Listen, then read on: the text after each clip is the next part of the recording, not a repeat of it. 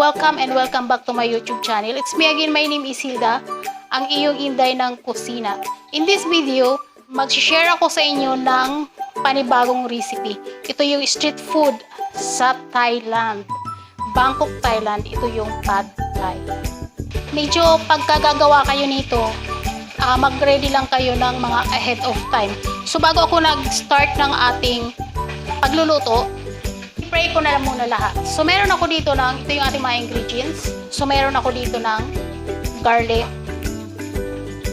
ng onions, ng lime, ng spring onions, ng wansoy. So kung napapansin nyo, nakaseparate siya, nakaseparate yung dahon at yung may kanyang stalk banda. At meron ako ng tokwa. Tokwa ko akin na siyang tofu firm. Tokwa siya kung tutusin. Yung matigas. At pinirito ko na siya. Kinat ko siya into maliliit na cubes. At meron ako ng breast nakakat into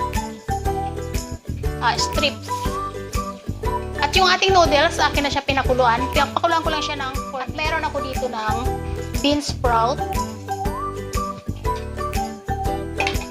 ng crush na peanut, shrimp.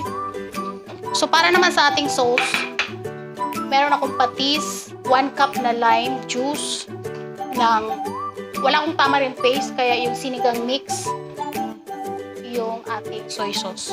So mag-start na tayo guys. At gagamit din pala tayo ng egg, 2 pirasong egg. So ayun guys, nagpainit na ako ng pan at naglagay na ako ng oil. So pang sutay lang to guys. So kasi mainit na yung ating pan, ilagay na kaagad natin yung ating garlic. Hindi natin kailangan i-brown. Hindi natin kailangan siyang toastin.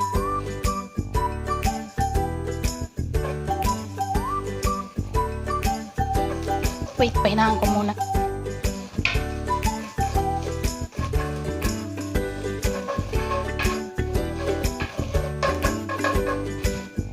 At ilalagay ko na yung ating onions.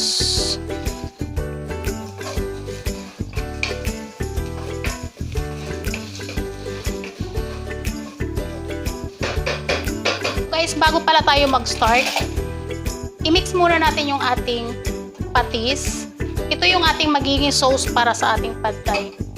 Yung ating lime juice. Ayan. Strain ko lang siya. Yung ating tamarind paste. Tamarind mix. At yung ating sugar. So ilalagay ko na rin yung ating soy sauce. At imimix lang natin. At tuloy-tuloy na tayo guys para sa ating pagsusupi. So at una nating ilalagay, ininix natin yung ating breast.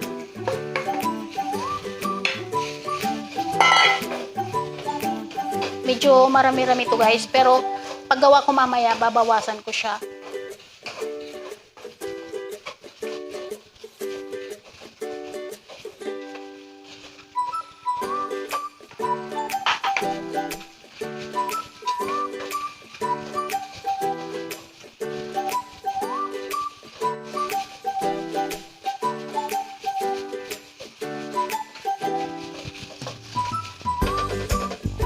So guys, yung ating palang breast, akin na siyang minarinate kanina.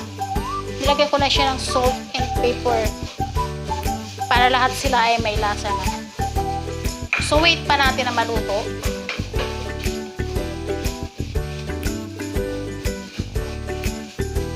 At ilalagay na natin yung ating shrimp.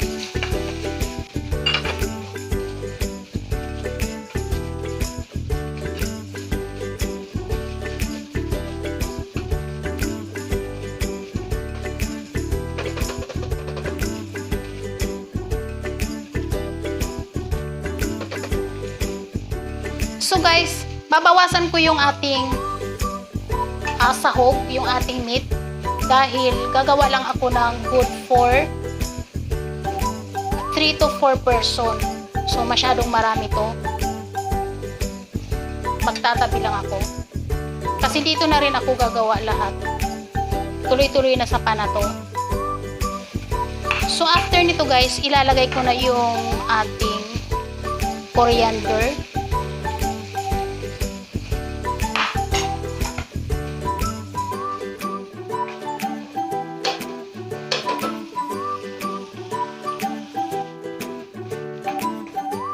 At maglalagay ako ng egg. Dahil luto na yung ating meat. So, 2 egg.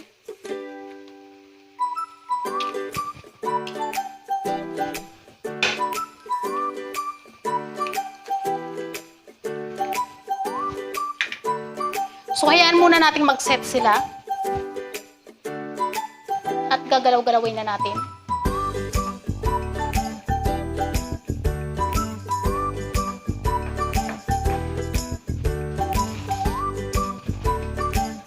At dito sa tabi guys, maglalagay ako ng bean sprout. At magtitira lang ako ng pang toppings.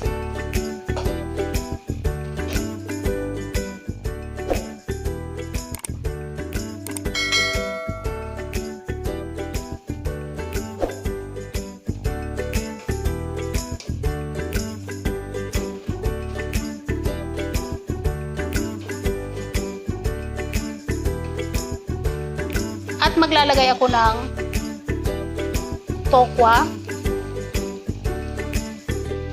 So, nagtabi pa rin ako guys ng pang-toppings mamaya.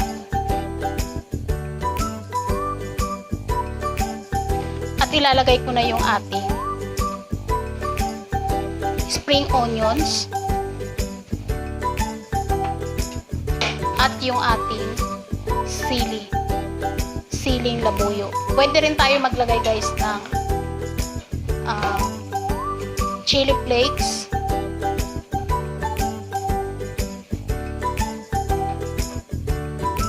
At ilalagay ko na yung ating sauce.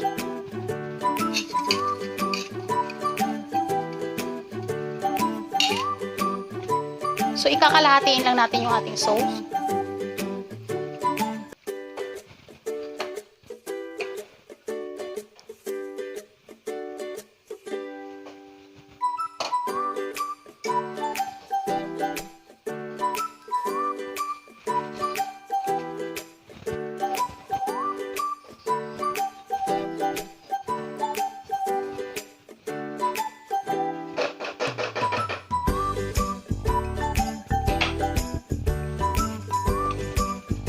Maglalagay na tayo ng ating noodles. So, yung noodles natin hindi ko ilalagay lahat. Yung sakto lang para sa ginagawa natin.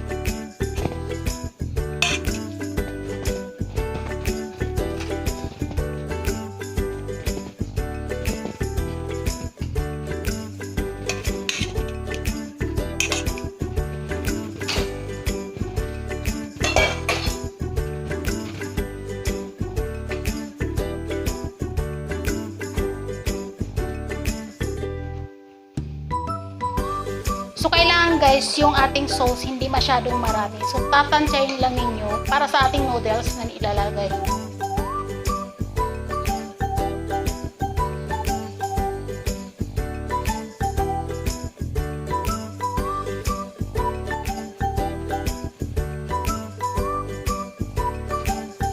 Mukhang magdadagdag pa ako ng noodles. Parang kulang pa.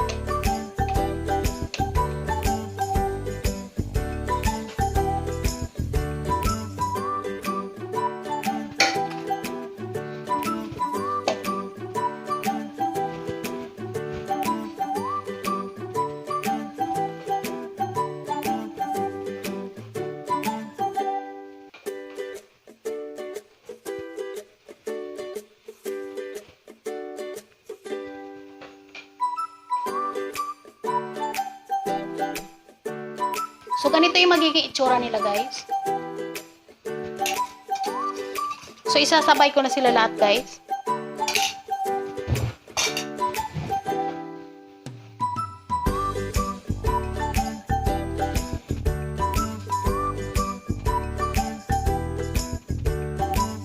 Titikman natin kung okay na.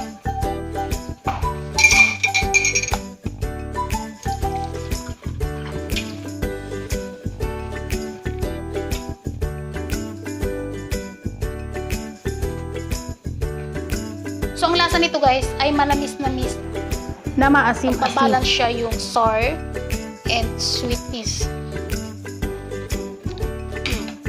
So, sakto lang siya guys na medyo maanghang. So, at atin na siyang ipa-platter. So, kung napapansin niyo may marami pa akong hindi nilagay. Ipa-platter na natin siya. So, ayan guys, ito na yung ating pad thai. At ready na para i-platter. So, ilalagay natin siya sa mangkok. Lagyan natin ng mga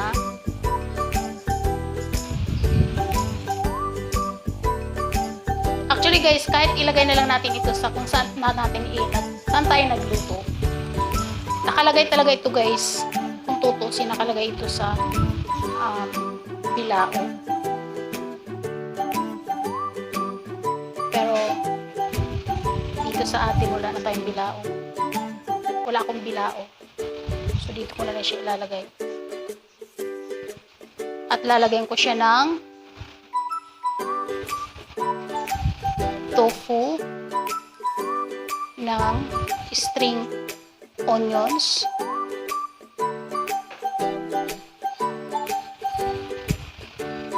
dadagdagan ko pa siya ng konti.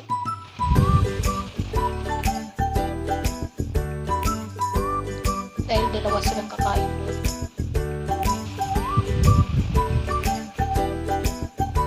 Lalagyan ko siya ng beans, toppings. At ng crack. Hindi ko to ilagay guys sa ating ingredients kanina. So, paki-check na lang doon sa description box at ilalagay ko yung ingredients nito. Dadagdagan pa natin. At itatap na natin yung ating one soy or coriander. So, ayan guys, ito na yung ating pad thai. So, ayan guys, ito na yung ating pad thai. So, bago tayo magtapos, kung ikaw ay bago sa aking channel, please subscribe. Paki-ring the bell all para every time na mag-upload ako, ay mano-notify ka. At paki-follow na rin ako sa aking Facebook page, Hilda Kitchen Vlog. Guys, maglalagay pa pala tayo ng lime sa gilid para kung halimbawa gusto nilang mas sour pa, maasim pa, so sila nang mag-ibiga.